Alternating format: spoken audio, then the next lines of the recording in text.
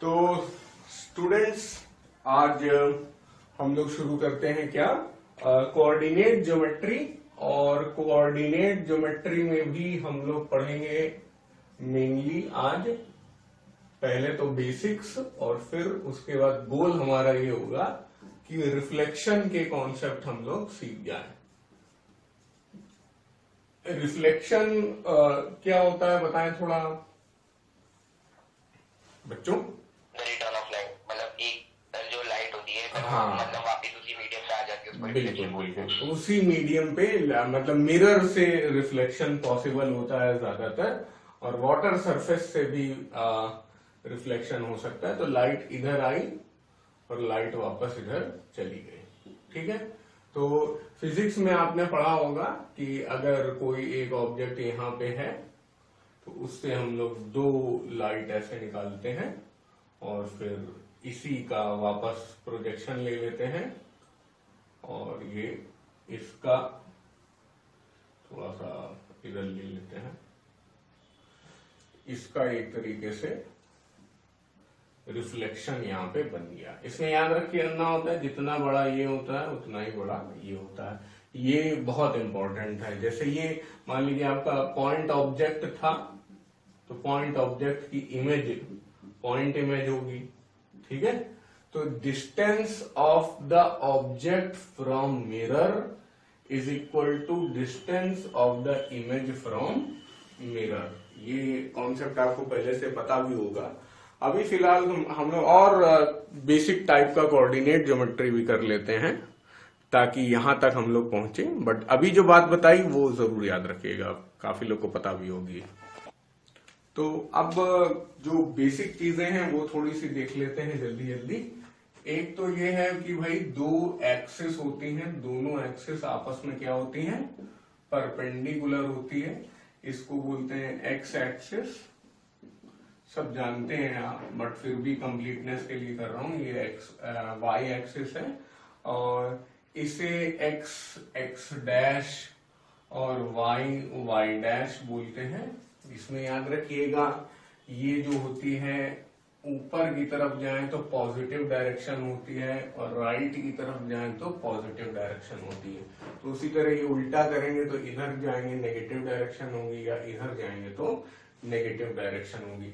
इसीलिए ये plus plus दोनों है, इसलिए इस क्वाड्रेंट को हम लोग बोलते हैं प्लस प्लस क्वाड्रेंट, यानी कि कौन सा क्वाड्रेंट, फर्स्ट क्वाड्रेंट, ठीक है, फर्स्ट क्वाड्रेंट, ठीक है। अगर आपको ना पता हो ये सारी चीजें तो आपको नोट करते जाना है, अगर पता है तो बस चुपचाप सुनते रहिए। और उसके बाद जब इधर आ जाते हैं तो देखिए हम लोग नेगेटिव और प्लस लिखते हैं। इसका कारण क्या है, कुछ लोग पूछ सकते हैं कि यहाँ पे प्लस और माइनस क्यों नहीं लिखा आपने। कभी भी आप कोऑर्डिनेट लिखते हैं किसी चीज के, किसी भी पॉइंट के कोऑर्डिनेट लिखते हैं तो आप पहले लिखते हैं एक्स कोऑर्डिनेट और बाद में लिखते हैं वाई कोऑर्डिनेट। इसमें गलती ना करें। इसमें अगर आपने कभी एक भी बार गलती कर दी तो क्वेश्चन आपका गलत हो जाएगा। तो एक्स कोऑर्डिनेट पहले लिखते हैं, वाई कोऑर्डिनेट बाद में लिखते हैं। तो यहां पे भी देख रहे हैं एक्स डायरेक्शन नेगेटिव है तो ये नेगेटिव हो गया, ये पॉजिटिव हो गया। अब उसी तरह इधर आ जाएंगे तो ये भी नेगेटिव है, ये भी नेगेटिव है, ये आ गया नेगेटिव नेगेटिव, और ये आ गया पॉजिटिव नेगेटिव। इसको मैंने बोला था फर्स्ट क्वाड्रेंट, इसको मैं बोलूंगा सेकंड क्वाड्रेंट, इसको बोलूंगा थर्ड क्वाड्रेंट, और इसको बोलूंगा फोर्थ क्वाड्रेंट। और ये भी मैं आपको बता दूं, फर्स्ट क्वाड्रेंट इस पूरे एरिया को बोलते हैं। ऐसा नहीं है कि इसको प्लस प्लस को फर्स्ट क्वाड्रेंट बोल रहे हैं, इस पूरे एरिया को फर्स्ट क्वाड्रेंट बोलेंगे। ये प्लेन इनफाइनाइटली लॉन्ग होगा। उसी तरह इस पूरे एरिया को यहां से नीचे तक कहीं भी चले जाएं तो वो भी इनफाइनाइटली बड़ा होगा, वो प्लेन, उसका एरिया इनफाइनाइट होगा, उसे हम लोग थर्ड क्वाड्रेंट बोलेंगे। तो चार क्वाड्रेंट से मिलकर हमारा कार्टेशियन प्लेन बनता है, ठीक है बच्चों। इस मतलब first quadrant, second quadrant, third quadrant, fourth quadrant का सारा एरिया अगर सम अप किया जाए तो उस पूरे एरिया को हम लोग क्या कहते हैं, कार्टेशियन प्लेन बोलते हैं। दूसरा तरीका ये है कि Cartesian plane is formed by the area decided by two axis. अच्छा, सिंगुलर प्लूरल भी देख लें भाई, आप लोग आईसीएससी में है। सिंगुलर क्या होता है, एक्सिस, मतलब एक्स एक्सिस वाई एक्सिस जैसे लिखा, लेकिन अगर इसी का प्लूरल आप देखेंगे तो आपको एक्सेस लिखा मिलेगा, तो घबराना नहीं है, axes is the plural of axis. Please copy कर लीजिए जो भी बोर्ड में है। अब हम लोग क्या करते हैं, अपने x, y को कहीं पे भी प्लॉट कर लेते हैं। मान लीजिए यहाँ पे फर्स्ट क्वाड्रेंट में ही मैं बनाए ले रहा हूं, ये पॉइंट हो गया हमारा x, y। कोई भी जनरल पॉइंट है, यानी कि ये कहीं पे भी माइग्रेट कर सकता है। इस साल कोविड-19 वाले ईयर में लोकस नहीं है, लेकिन ये याद रखिएगा, लोकस क्या होता है, कोई जनरल पॉइंट होता है जो कहीं पे भी माइग्रेट कर सकता है। तो इसीलिए मैंने अगर x, y ले लिया है तो, और ये पॉइंट x और y की वैल्यू चेंज जैसे जैसे होती चली जाएगी बच्चों, तो ये अपना पॉइंट, अपना पोजीशन चेंज करता रहेगा और पूरे कार्टेशियन कोऑर्डिनेट में, कहीं कार्टेशियन प्लेन में कहीं पे भी होवर अराउंड कर सकता है। तो कोई दिक्कत नहीं है। हम लोग अब इसको समझेंगे थोड़ा सा, फिर 1,2 और वैसे में भी बता दूंगा मैं। आप जनरल में समझना सीखेंगे तो और अच्छा रहेगा, ठीक है। चलिए, तो अब देखिए, ये जो डिस्टेंस है, ये मान लीजिए इसकी बात करें, ठीक है। ये डिस्टेंस किसके पैरेलल है, एक्स एक्सिस के पैरेलल है। तो यानी कि ये पॉइंट जो रहा होगा वो एक्स रहा होगा, एक्स कुछ भी वैल्यू ले सकता है। उसी तरह जो ये रेड वाली डिस्टेंस है, ये कितनी है, ये यहां आ जाएगी तो ये y हो जाएगी। तो एक तरीके से ये वाला पॉइंट जो आपका हो जाएगा y। तो इसीलिए x को पहले लिखा और y को बाद में लिखा, x, y। अब इस डिस्टेंस को आप बोल सकते हैं x यूनिट्स। तो x units is equal to distance, और इस पॉइंट का नाम दे देते हैं P। अब ये पॉइंट हमारा कहां है, जो स्पेशल पॉइंट अपना, वो पॉइंट ये है, पॉइंट P। तो x units is equal to distance of point P from y axis, ठीक है। उसी तरह एक और नाम आ जाएगा, y यूनिट्स क्या हो जाएगा। अब ये जो डिस्टेंस है रेड कलर से, ये मैंने ऐसे बनाई है डिस्टेंस, ये हो जाएगी कितनी, y यूनिट्स। तो y यूनिट्स क्या है, वो भी बताइए, आप लोग बोल सकते हैं बच्चों। y units is equal to, बोलिए, distance of point P from x axis, ठीक है। तो ध्यान रखिएगा, x वाले का यहाँ पे y आ रहा है, y वाले का यहाँ पे x आ रहा है, थोड़ा उल्टा टाइप का है। एक और बात यहाँ बताना चाहूंगा, x कोऑर्डिनेट और y कोऑर्डिनेट तो जनरल नाम है ही, आईसीएससी बोर्ड के लिए थोड़े से फैंसी नाम भी है अंग्रेजी के हिसाब से, वैसे वो सभी बोर्ड में होते हैं। x कोऑर्डिनेट का एक और फैंसी नाम है एब्सिसा, ठीक है। आप प्लीज चेक कर लीजिए स्पेलिंग सही लिख रहा हूं मैं या नहीं। और दूसरे वाले का फैंसी नाम है ऑर्डिनेट, ठीक है।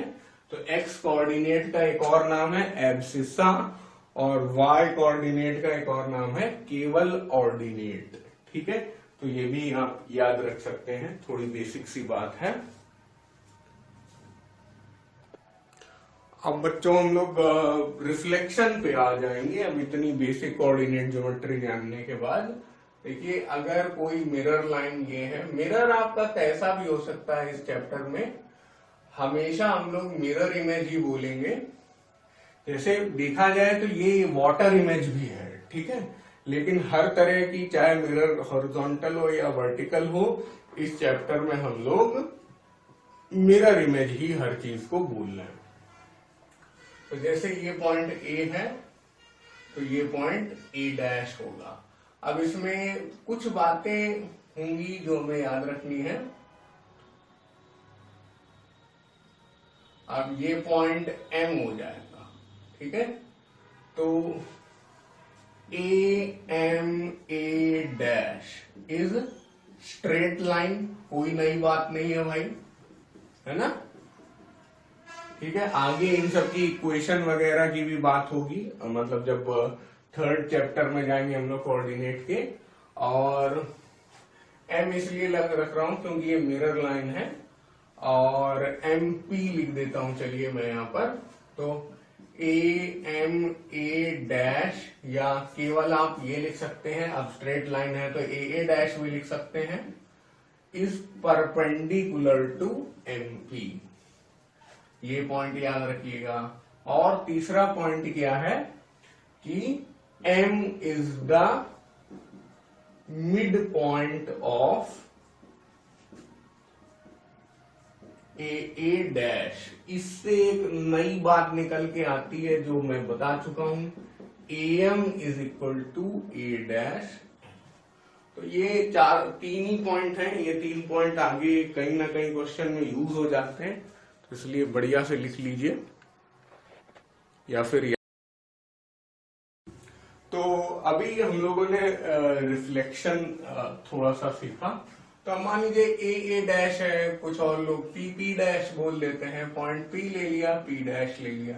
तो अगर ये एक्स है, एक्स कॉमा वाई है, और ये जो लाइन है ये लाइन हॉरिजॉन्टल है, तो आप एक्स एक्सिस मान सकते हैं इसको। तो एक्स एक्सिस के हिसाब से जब रिफ्लेक्शन होगा बच्चों, तो याद रखिएगा एक्स नहीं चेंज होगा। क्या याद रखना है? जिसका एक्सिस होगा, एक्स एक्सिस है तो एक्स फिक्स्ड रहेगा, ठीक है भाई। तो ऐसा है, तो x कॉमा वाई बन जाएगा x कॉमा माइनस वाई। जैसे कि फॉर एग्जांपल अगर बोले what is the reflection of, ये ऐसा बिल्कुल रिफ्लेक्शन में क्या होता है बच्चों, कई पार्ट में क्वेश्चन आता है, 4-4, 5-5 पार्ट में क्वेश्चन आता है।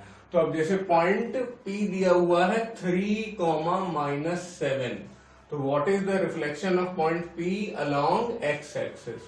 तो हमने क्या कहा आपसे कि भाई अलोंग x एक्सिस है तो x वाला चेंज बोलो नहीं होगा। तो हम लोग क्या करेंगे, P डैश के कोऑर्डिनेट क्या लिख देंगे, 3, और माइनस वाला चेंज होगा तो माइनस से प्लस हो जाएगा, तो ये +7 हो जाएगा। इस तरह करना है, ठीक है। तो एक ये डायग्राम याद रखिए। इसी में हम लोग एक और डायग्राम पैदा कर सकते हैं कि भाई पॉइंट P हमारा यहां है और P डैश यहाँ है, कोई नई चीज नहीं हो रही है यार।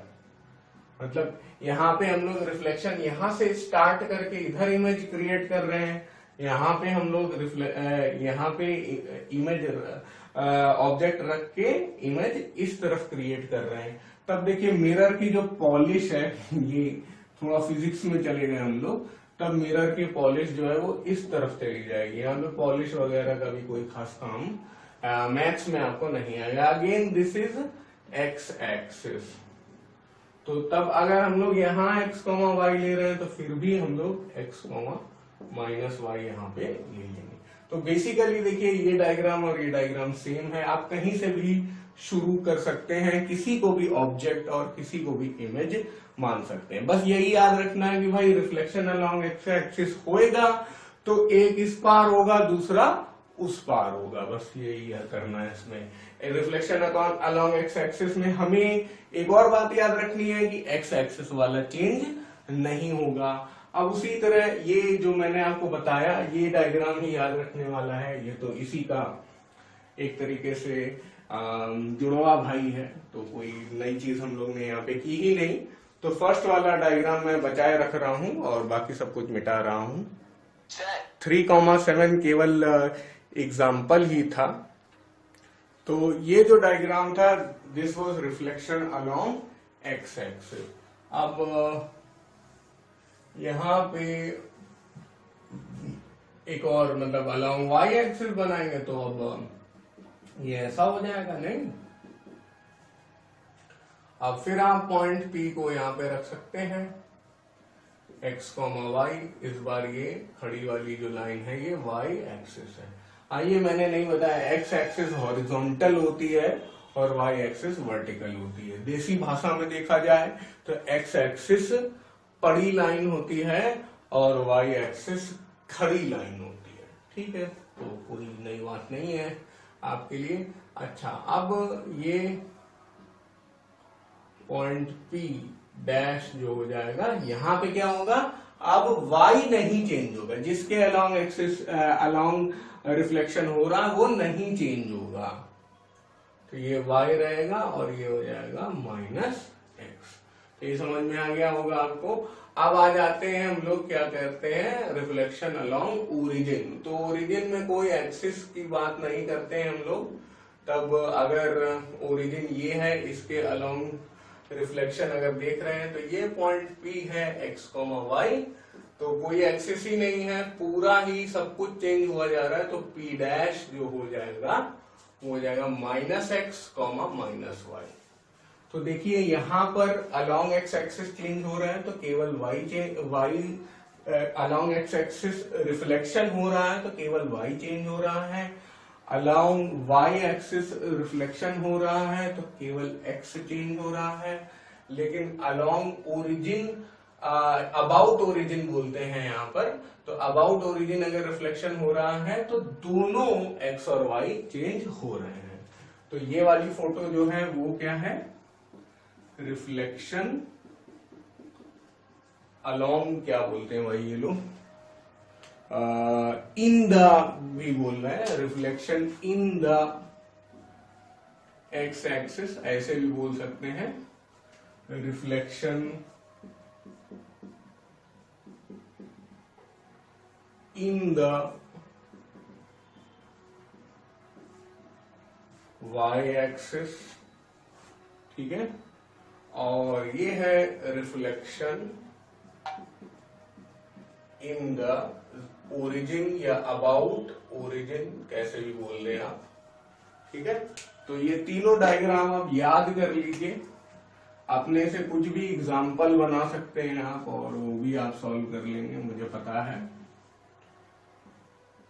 अब यहाँ पर एक बात और मैं बताना चाहूंगा, जैसे कि हम लोग क्वाड्रेंट देखते थे, तो जब अलोंग एक्स एक्सिस होगा तो अब आप देखिए, अगर एक्स एक्सिस ये है, पॉइंट P आपका फर्स्ट क्वाड्रेंट में है तो P डैश किस में चला जाएगा, फोर्थ क्वाड्रेंट में। अगर पॉइंट Q आपका सेकंड क्वाड्रेंट में है तो Q डैश कहां चला जाएगा, थर्ड क्वाड्रेंट से, सॉरी सेकंड क्वाड्रेंट से थर्ड क्वाड्रेंट पर चला जाएगा। ठीक है ना, तो ये चेंजेस भी हम लोग अच्छे से पढ़ सकते हैं, कैसे कि जो एक्स एक्सिस कैसा रिफ्लेक्शन फैसिलिटेट करती है अकॉर्डिंग टू क्वाड्रेंट्स। तो एक्स एक्सिस 1 से 4 या 4 से 1, 1 से 4 या 4 से 1 ऐसा रिफ्लेक्शन फैसिलिटेट करती है, और 2 से 3 या 3 से 1 ऐसा करती है। उसी तरह यहाँ पे आप इमेजिन कर सकते हैं कि मिरर लाइन हमारी यहाँ है, यहाँ पे मिरर लाइन आपकी यहाँ थी, तो अब अगर आपका पॉइंट P फर्स्ट क्वाड्रेंट में है तो अब रिफ्लेक्शन जो है वो सेकंड पे जाएगा। अगर पॉइंट Q आपका फोर्थ क्वाड्रेंट में है तो रिफ्लेक्शन किस में जाएगा, थर्ड में जाएगा। कोई मतलब रॉकेट साइंस नहीं है, ये सब आप अपने आप भी कर सकते हैं, लेकिन सब कुछ कराने से ये होगा कि सब केस आपको बैठ के एग्जाम में सोचना नहीं पड़ेगा। तो फर्स्ट से सेकंड में जा रहे हैं यहाँ पे, और यहाँ पे थर्ड से फोर्थ में जा रहे हैं, या फोर्थ से थर्ड में जा रहे हैं। अब यहाँ पे देखिए थोड़ा डायगोनल टाइप होगा, तो यहाँ पे आप समझ सकते हैं फर्स्ट से थर्ड में जा रहे हैं या सेकंड से फोर्थ में जा रहे हैं, मतलब यहाँ होता तो यहाँ आ जाएगा। ठीक है, तो ये भी मेरे हिसाब से आपको कॉपी करना चाहिए, ये कन्वर्जन, ये ओलंपियाड वगैरह के लिए काफी अच्छा होगा। चलिए लिखते जाइए, कॉपी करते जाइए सब कुछ और पूछते जाइए। हाँ, तो जैसे मैंने आपको बताया था बच्चों कि m is the mid point of PP dash, है ना। तो इसको मैं लिखना चाहूंगा अलग से, m is mid point of PP dash. ये बात यहां पे भी ट्रू होगी, और अगर इसको फिर से हम लोग m लिख दें तो यहां पे भी ट्रू होगी। मतलब इस वाले केस में भी ये बात ट्रू होगी और इस केस में तो ये ट्रू थी ही, है ना। Reflection in the x axis में भी ये बात सही है। एक मिनट रुक जाइए बेटा, ठीक है। अब यहां इसी बात को एक्सटेंड करते हुए यहां पे भी लिखना चाहूंगा मैं। क्या यहां पे अच्छा लगेगा आपको देखकर कि O is the mid point, यानी कि origin is the mid point of PP dash, ठीक है। तो ये इसलिए महत्वपूर्ण हो जाता है क्योंकि O के कोऑर्डिनेट होते हैं क्या, 0,0। जिसे नहीं पता है उन्हें बता दूं, origin is the intersection point of X axis and Y axis, और ओरिजिन के कोऑर्डिनेट होते हैं 0,0। ठीक है, तो जो 2 एक्स्ट्रा लाइंस मैंने लिखी हैं वो भी लिख लीजिए इसके साथ। अब बच्चों 2 और केस हम लोग स्टडी करते हैं। कैसा केस कि भाई ये हमारी क्या है, एक्स एक्सिस। अब ये मिरर लाइन नहीं, मिरर लाइन हम लोगों ने एक्स एक्सिस के पैरेलल रखी। किस तरह कि मिरर लाइन जो है वो एक्स एक्सिस से कुछ a डिस्टेंस पर है। कैसा, एक्स एक्सिस से कुछ a डिस्टेंस पर है। पॉजिटिव नेगेटिव a कुछ भी हो सकता है, मतलब कि हमारी जो लाइन है वो ऊपर, मिरर लाइन ऊपर भी हो सकती है, नीचे भी हो सकती है। अभी हम लोग ऊपर मान ले रहे हैं, ठीक है। तो अब अगर मान लीजिए कि कोई पॉइंट हम लोग P लेते हैं तो उसके ऊपर ले लेते हैं, ठीक है। ये दिख रहा है, आप देख लीजिए बच्चों, आपके लिए कट ना रहा हो। ये पॉइंट P जो होगा इसके कोऑर्डिनेट क्या है, x, y, ठीक है। और अब इसका जब हम लोग रिफ्लेक्शन ले लेंगे तो मैंने क्या बोला था कि जब हम लोग अलोंग एक्स एक्सिस रिफ्लेक्शन लेते हैं या along a line parallel to X axis लेंगे, देखिए इसमें इस लाइन की इक्वेशन भी पिक्चर में आ जाएगी, x is equal to a। अगर अभी आपको इक्वेशन वाला लॉजिक नहीं आता है तो आप चिंता मत करिए, बाद में कवर अप हो जाएगा, ठीक है। और अब इसका जब हम लोग रिफ्लेक्शन लेंगे तो ये कुछ इधर चला जाएगा, ठीक है। तो ये पॉइंट P का x कोऑर्डिनेट तो वही रहेगा, लेकिन y कोऑर्डिनेट क्या हो जाएगा, -y + 2a, ठीक है। कैसा हो जाएगा, -y + 2a।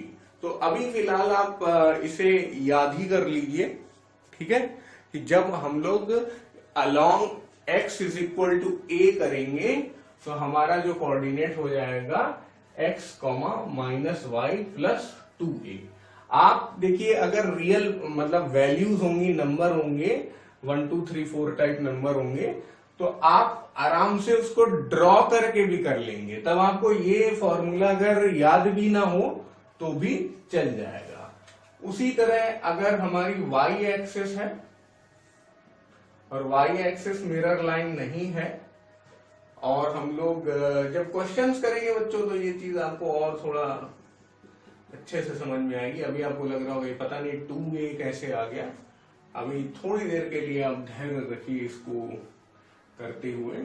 और यहाँ पे मान लीजिए हमारा पॉइंट P है x, y, तो ये वाला जो पॉइंट P हो जाएगा, है ना। इस बार ये जो डिस्टेंस हम लोग लेंगे इसके हिसाब से इतनी डिस्टेंस होगी। ये मैं डॉटेड कर रहा हूं ये डिस्टेंस,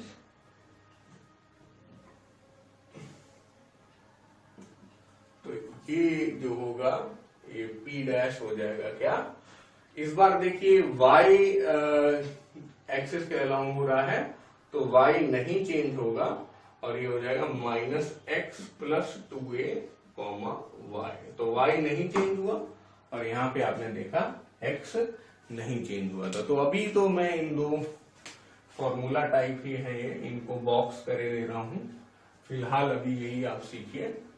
फिर उसके बाद हम लोग वैल्यूज से जब करेंगे तो एक्चुअल लॉजिक भी हमें समझ में आ जाएगा। अब नाम लिख लेते हैं इन दो क्वेश्चंस का, लेकिन यहाँ पे थोड़ा सा गड़बड़ हो गया। ये जो लाइन मिरर लाइन है पैरेलल टू एक्स एक्सिस जरूर है, लेकिन इसका नाम होगा y is equal to a, ठीक है ना, क्योंकि यहाँ पे y डायरेक्शन में ये दूर जा रही है, ऐसा होता है। ये भी फिर वही बात है, इक्वेशन ऑफ लाइन जब आप पढ़ेंगे तो और ज्यादा समझ में आएगा।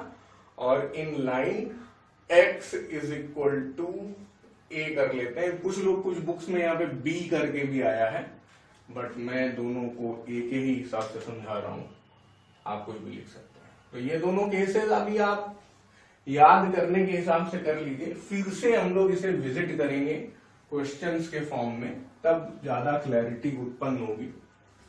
अभी थोड़ा सा मुझ पर विश्वास कर लीजिए और रट लीजिए। अच्छा बच्चों, हम लोग reflection of point along origin तो कर चुके हैं, है ना। उसी तरह से reflection of point along any other point भी हम लोग कर सकते हैं। कैसे, देखो पहले ओरिजिन वाला एक बार फिर से विजिट कर लेते हैं। देखो यार, ओरिजिन बहुत ही सिंपल पॉइंट होता है 0,0 और कोई भी पॉइंट P है x, y, तो ये हो जाता है P dash minus X minus Y. ये हम लोगों ने किया था। यहाँ पे मैंने ये भी बताया था कि पॉइंट O जो है, ये वाला point O is the mid point of PP dash. अब हम लोग क्या कर रहे हैं कि O की जगह कोई भी पॉइंट ले रहा है। पॉइंट P जो है x, y है, और कोई भी पॉइंट जो है वो मैं मान लीजिए पॉइंट M चूज करे ले रहा हूं, और वो है 3,4। यार 3,4 मैं अपनी तरफ से ले रहा हूं, आप कोई भी वैल्यू ले सकते हैं। और फिर उसके बाद अब आपका सवाल आगे रहेगा ये, और तब आपको दोबारा इस टाइप का कॉन्सेप्ट आएगा जब आप मिड पॉइंट वाला पढ़ेंगे, मिड पॉइंट फॉर्मूला पढ़ चुके होंगे। लेकिन अभी से मैं बता देता हूं यार, मिड पॉइंट कोई बहुत कठिन चीज नहीं है। तो अब इसका क्या कॉमा क्या आएगा, यही सवाल पूछा जाएगा। तो सबसे पहली बात तो यार मिड पॉइंट जान लेते हैं। कोई भी पॉइंट A और B है, A अगर 2,3 है और B अगर -4,6 है, तो मिड पॉइंट का कॉन्सेप्ट ये होता है कि ये प्लस ये डिवाइडेड बाई 2, यानी कि एवरेज ले लेते हैं दोनों का। और एवरेज लेते समय हम लोग साइन को लेते हुए करते हैं। तो 2 और -4 क्या कर लेंगे हम लोग, m का कोऑर्डिनेट क्या हो जाएगा 2 - 4 डिवाइडेड बाई 2, एवरेज ले रहे हैं। और 3 + 6 डिवाइडेड बाई 2, यानी कि m के कोऑर्डिनेट क्या हो जाएंगे 2 - 4 हो जाएगा -2 डिवाइडेड बाई 2, यानी कि -1। 6 3 9 डिवाइडेड बाई 2, यानी कि 4.5।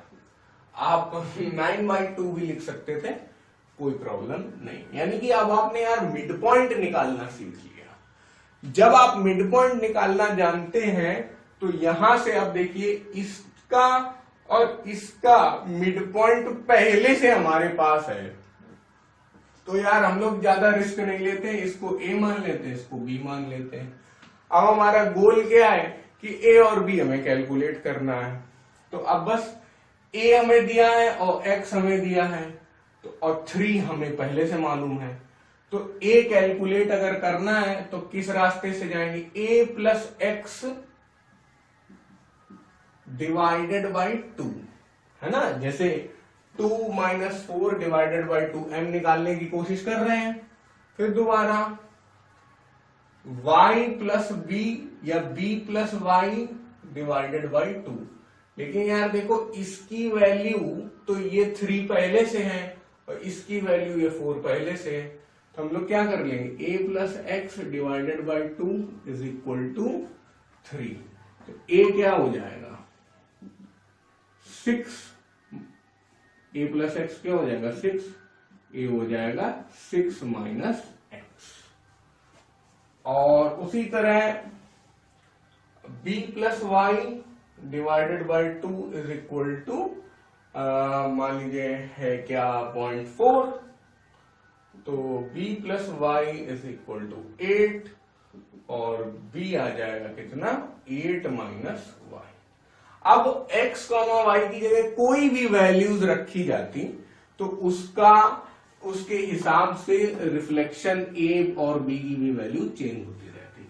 लेकिन देखिए 6 और 8 फिक्स है, 6 और 8 फिक्स्ड क्यों आ गए, क्योंकि 3,4 हमने फिक्स किया था। तो इस तरह से क्वेश्चन कैसे आएगा, इसमें find the reflection of point P X comma Y along the point M3,4। तो उसका आंसर क्या हो जाएगा, रिफ्लेक्शन के कोऑर्डिनेट हो जाएंगे 6 minus X comma 8 minus Y. तो P डैश को हम लोग कैसे रिपोर्ट करेंगे, P डैश को हम लोग रिपोर्ट करेंगे 6 minus X comma 8 minus Y. यही हमारा आंसर हो जाएगा। तो ये जो हम लोग ने सीखा, इस टॉपिक को हम लोग क्या कहेंगे, reflection of a point along या अबाउट अ गिवन पॉइंट। यहां पे हम लोग का गिवन पॉइंट क्या था, M3,4। ठीक है, ये हमेशा 3,4 नहीं होगा, m की वैल्यू कुछ भी हो सकती है। तो ये चीज अब आप लोग सीख चुके होंगे, कोई कठिन बात नहीं है अगर आपको मिड पॉइंट का कॉन्सेप्ट अच्छे से आता है। अब अगली बात जो हम लोग कर सकते हैं वो है reflection of point in line y is equal to X. पहली बात तो line y is equal to X को समझते हैं। ये भी ओलंपियाड टाइप के सवाल के लिए ज्यादा इंपॉर्टेंट है।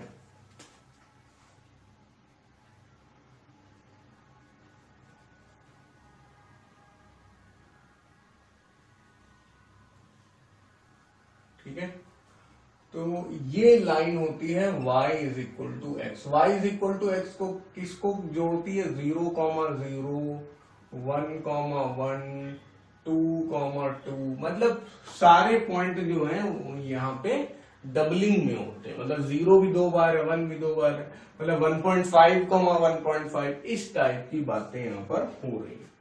तो अब जैसे मान लीजिए हम लोग कोई पॉइंट लेते हैं, इधर ही ले लेते, चलो ये पॉइंट जो है हमारा वो है 1,4। तो 1,4 को अब क्योंकि यार मिरर लाइन तो ये है ना, अब मिरर लाइन में ये सब लिखने की जरूरत नहीं है। तो हम लोग ऐसे थोड़ी ना अपना परपेंडिकुलर डालेंगे, हम लोग तो परपेंडिकुलर इस पॉइंट का ऐसे डालेंगे, तो ये इस तरफ आ जाएगा, जितना बड़ा ये है उतना ही बड़ा ये है। तो इसमें बच्चों ये पाया गया है कि ये 1,4 से हमने शुरू किया, वैसे इसे प्रूव भी किया जा सकता है, मैं प्रूव नहीं करना चाहता हूं। ये हो जाता है 4,1, मतलब जितना बड़ा ये है उतना बड़ा ये हो जाएगा, जितना बड़ा ये है उतना बड़ा ये हो जाएगा। तो जब हम लोग reflection along y is equal to X या x is equal to Y, दोनों तरीके से लिखा जा सकता है, करते हैं, तो जो हमारा पॉइंट P है x, y, उसके कोऑर्डिनेट जो है वो इन्वर्ट हो जाते हैं। क्या हो जाते हैं, इन्वर्ट हो जाते हैं, माइनस ये हो जाते हैं, माइनस प्लस की भी जरूरत नहीं है, वो हो जाते हैं y, x। ठीक है, तो यहां 1,4 था तो 4,1 हो गया, या x y था तो y x हो गया। ठीक है, तो ये भी बढ़िया चीज है, ये आप याद कर सकते हैं। तो ये हो गया बच्चों reflection of point P in the line y is equal to x। अब बच्चों लास्ट पॉइंट ऑफ डिस्कशन जो है वो है इनवेरिएंट पॉइंट। भाई इनवेरिएट ना करे वही हो जाएगा invariant point. A point that does not change हो जाएगा इनवेरिएंट पॉइंट। अब हम लोग अपने मिरर के पास आते हैं दोबारा, जो सबसे शुरू में हम लोगों ने बनाया। देखो यार, अगर एक पॉइंट P है तो उसका रिफ्लेक्शन हो जाता था P डैश। तो अगर हम लोग P को और दूर ले जाते हैं और ऊपर ले जाते हैं तो इसका रिफ्लेक्शन और नीचे जाएगा। तो हम लोग क्या करते हैं, मिरर के पास आने की कोशिश करते हैं। तो Q है तो इसका रिफ्लेक्शन Q डैश होगा। अब मान लो हम लोग एक पॉइंट I ले लेते हैं, मतलब P से Q आए तो थोड़ा पास में आ गए मिरर के, और हम लोग एक पॉइंट I ले लेते हैं, उस पॉइंट को मिरर में ही बैठा देते हैं। ये बिल्कुल वैसे ही है कि मिरर में कोई मक्खी बैठ जाए, तो जिस पॉइंट पे मक्खी बैठी हुई होगी बच्चों, उसी पॉइंट पे मक्खी की इमेज भी बैठी होगी, है ना। तो वही बात हो रही, मक्खी मतलब हाउस फ्लाई है, इंग्लिश मीडियम, ठीक है। तो ये आई है, तो यहीं पे हमारा, मैं इमेज जो है वो रेड कलर से बनाए दे रहा हूं, ओवरलैप हो जाएगी, वो हो जाएगी आई डैश। तो पॉइंट आई ही हमारा क्या हो जाएगा, इनवेरिएंट पॉइंट। अगर आप लिखना चाहते हैं इनवेरिएंट पॉइंट की डेफिनेशन क्या है तो मैं पढ़ देता हूं। Any point that remains unaltered यानी कि unchanged under a given transformation is called invariant point. एक दूसरी डेफिनेशन इन्होंने लिखी, reflection of a point in the point itself is called invariant point.